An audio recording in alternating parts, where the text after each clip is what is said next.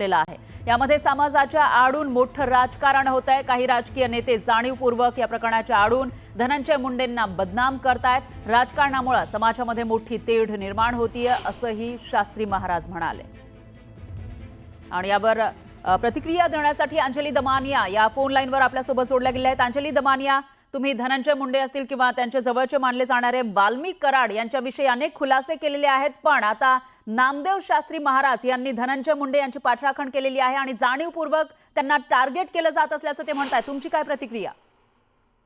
मला पहिलं तर हेच म्हणावं असं वाटतं की भगवानगड हे अतिशय पवित्र असं स्थान आहे आणि जे भगवान बाबांनी केलं ते प्रबोधन म्हणजे सामाजिक असो शैक्षणिक असो त्यांनी कीर्तनातनं जे प्रबोधन केलं त्याच्यामुळे खूप खूप दिशा देणारं असं ते काम होतं आणि तितक्याच आदरपूर्वक मी नामदेव शास्त्रींना मला माझ्या भावना पोचवायच्या आहेत की कसं असतं की प्रत्येक माणूस जेव्हा मंदिरात जातो तेव्हा तो वेगळा असतो आणि जेव्हा तो बाहेरच्या जीवनात असतो तसा तो बराच वेगळा असू शकतो।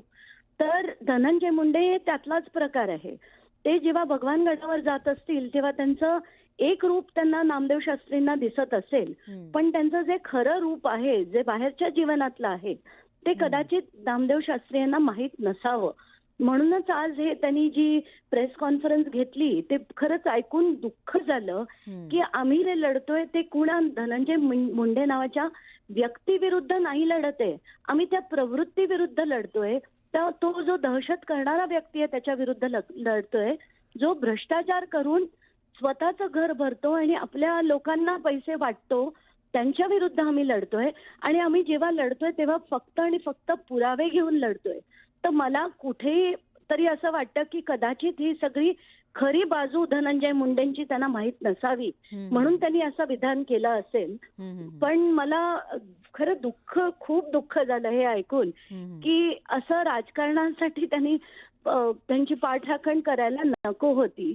पण कारण त्यांना कदाचित धनंजय मुंडे किती चांगले आहेत हीच त्यांची बाजू माहीत असेल म्हणून त्यांनी तसं केलं असेल। पण मला असं वाटतं की जेव्हा ते कागदपत्र बघतील, कारण येत्या 2 दिवसात मी आणि एक मोठा खुलासा करणार आहे, तर मला असं वाटतं की ते जेव्हा खरी बाजू बघतील तेव्हा त्यांना कळेल की आपण कुठेतरी म्हणायला नको होतं असं।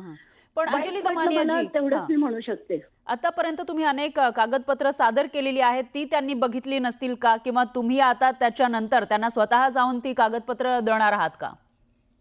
नाही, मी जाईन की नाही माहित नाही, पण मला एकदा भगवानगडावर नक्कीच जायचंय।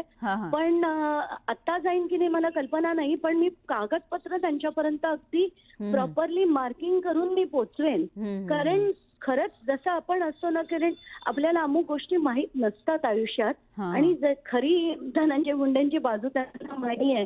ज्या दिवशी ते कागदपत्र बघतील, व्यंकटेश्वरा इंडस्ट्रीजचे बघतील, जगमित्रचे बघतील, टर्टल लॉजिस्टिक्सचे बघतील, त्यांच्यात वाल्मिक कराड धनंजय मुंडे कसे एकत्र आहेत ते बघतील, त्यांच्या जमिनीचे सातबारे बघतील, अफाट संपत्तीच्या गोष्टी त्यांना कळतील, तेव्हा मला नाही वाटत त्यांना असा परत कधी ते असा विचार करू शकतील। कारण जे झालंय ते मला फक्त मी एवढंच म्हणू शकते, दुःख झालंय हे बघून।